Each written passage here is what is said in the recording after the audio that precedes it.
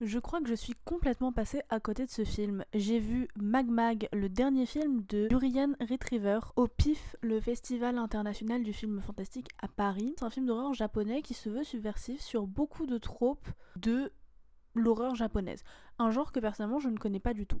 C'est une histoire de fantômes on ne peut plus classique qui est divisée en chapitres. On va suivre du coup plusieurs victimes qui vont se faire tuer par Mag Mag, un esprit vengeur qui a une allure féminine et qui va se venger de tous les hommes qui la rejettent. Puis il y a plusieurs twists et puis en fait on va suivre réellement le personnage principal.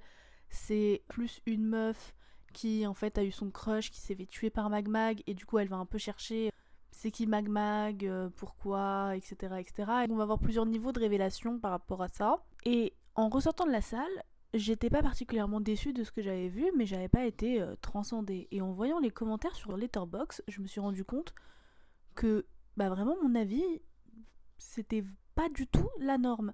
Les gens ont très facilement mis 4 étoiles, alors que moi j'étais vraiment sur un 3. Et je sais pas pour vous, hein, mais en tous les cas, pour moi, la différence entre un 3, 3,5 et un 4, elle est vraiment significative. J'ai bien aimé la fin, j'ai bien aimé le twist final, je trouvais ça intéressant. Et ce que j'ai pas aimé, c'est que, en gros, du coup, il y a plusieurs chapitres sur plusieurs victimes. Parfois ça se connecte, mais à la fin, quand il y a la grande révélation finale, ça sort de nulle part. Alors peut-être que j'ai raté un truc, mais je me suis pas endormie devant le film, donc je vois pas comment est-ce que j'aurais raté un truc aussi gros. À la fin, vraiment, je ne sais pas d'où sort cette personne. Je ne comprends pas comment est-ce qu'on connecte jusqu'à là.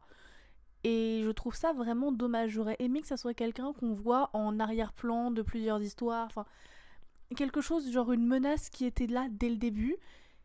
Et c'était pas le cas. Donc j'étais un peu déçue. Après, le film, je me suis pas ennuyée devant. Je pense que c'est un film très sympa, hein, mais sans plus. Si vous aimez les films d'horreur un peu à la The Ring, je pense que vous allez aimer. Maintenant, moi, l'horreur en tant que telle, c'est pas forcément mon délire premier. Donc, déjà, l'horreur japonaise, comme j'ai dit, je connais pas.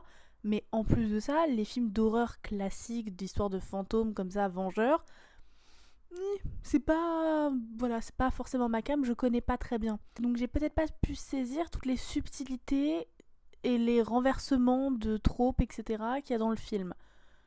Mais si vous c'est votre cas, peut-être que vous allez kiffer. Si vous l'avez vu et que vous avez accroché de ouf, s'il vous plaît, expliquez-moi. Vraiment, s'il vous plaît, j'aimerais comprendre. J'aimerais vraiment comprendre l'engouement. Bisous bisous.